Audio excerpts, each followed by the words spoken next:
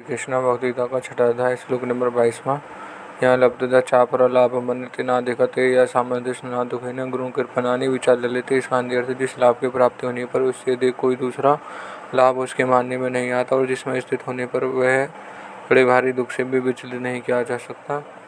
व्याख्या मनुष्य को जो सुख प्राप्त है उससे अधिक सुख दिखता है तो वह उसके लोभ में आकर विचलित हो जाता है। जैसे किसी को 1 घंटे में 100 रुपये मिलते हैं, अगर उतने ही समय में दूसरी जगह 1000 रुपये मिलते हों तो वह 100 रुपये की स्थिति से विचलित हो जाएगा और 10,000 रुपये की स्थिति में चला जाएगा। निद्रा, आलस्य और प्रमाद का तामस सुख प्राप्त होने पर भी जब विषय जन्य सुख ज़्यादा अच्छा लगता है तब उसमें अधिक सुख मालूम देता है। तब मनुष्य तामस सुख को छोड़कर विजय जन्य सुख की तरफ लपक कर चला जाता है। ऐसे ही वह जब विषय जन्य सुख से ऊंचा उठता है तब वह सात्विक सुख के लिए विचलित हो जाता है और जब सात्विक सुख से भी ऊंचा उठता है तब वह अत्यधिक सुख के लिए विचलित हो जाता है। परंतु जब आध्यात्मिक सुख प्राप्त होता है तो फिर वह उससे विचलित नहीं होता, क्योंकि आध्यात्मिक सुख से बढ़कर दूसरा कोई लाभ है ही नहीं। आध्यात्मिक सुख में सुख की हद हो जाती है। ध्यान योगी जब ऐसा सुख मिल जाता है फिर वह उसी सुख से विचलित कैसे हो सकता है।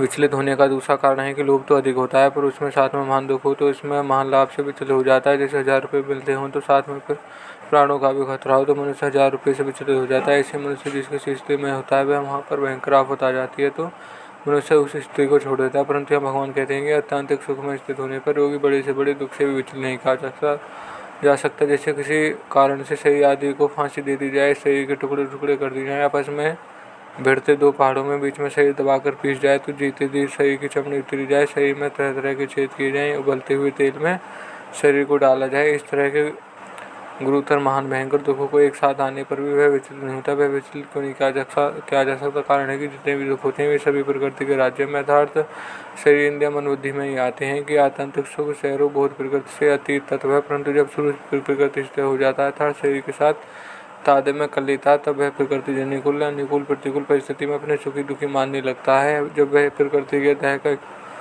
जब वह प्रकृति से लेता है तो उसमें स्थित हो जाता है। फिर यह प्रकृति दुख वहाँ तक पहुँच ही नहीं सकता, उसका स्पर्श ही नहीं कर सकता। इसलिए शरीर में कितनी ही आफत आने पर भी वह अपनी स्थिति से विचलित नहीं किया जा सकता। पर इस स्वभाव है श्लोक अपनी साधनों की कसौटी है। कर्मयोग, ध्यान योग, भक्ति योग और किसी भी साधन से यह कसौटी प्राप्त होनी चाहिए। जैसे स्थिति समझने के लिए यह श्लोक साधक के लिए बहुत उपयोगी है।